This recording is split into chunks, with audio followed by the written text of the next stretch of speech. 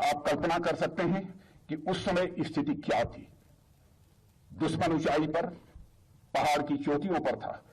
दुश्मन को tactical military advantage भी था। मौके पर दुश्मन की स्थिति काफी मजबूत थी।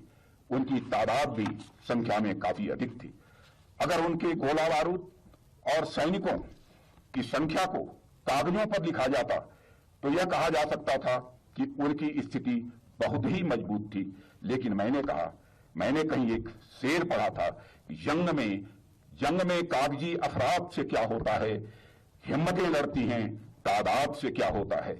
हमारी सेना के शौर्य ने और हमारे कमांडर्स के युद्ध कौशल ने उस विपरीत परिस्थितियों में भी ऑपरेशन वीआई का नाम चरितार्थ किया।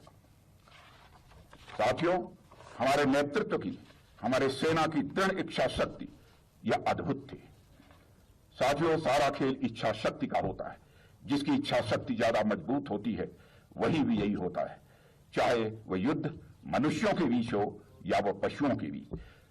1999 में जब कारगिल की चोटी पर दुश्मन बैठे थे तो पूरी दुनिया में इस बात की चर्चा हो रही थी और यह चर्चा प्रारंभ भी हो गई थी कि पाकिस्तान ने कारगिल की चोटी पर अपना कब्जा जमा लिया है। क्या भारत अपनी उस जमीन को पुनः वापस हासिल कर पाएगा?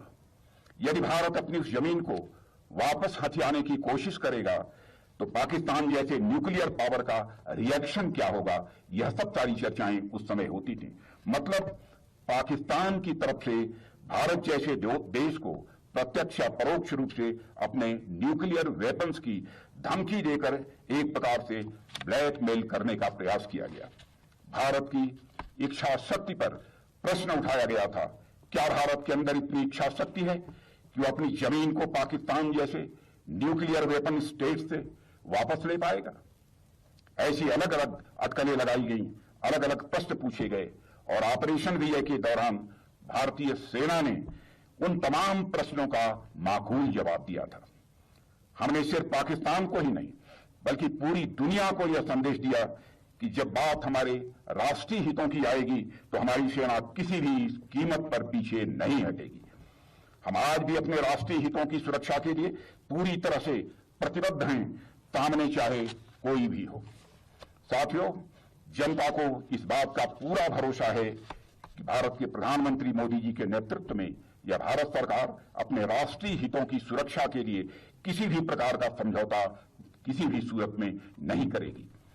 बात चाहे कारगिल की हो या फिर अन्य इंसिडेंट्स की, हमारी सेना ने हमेशा बताया है कि जंग न्यूक्लियर बम से नहीं लड़ी जाती है बल्कि जंग शौर्य और अदम्य इच्छा शक्ति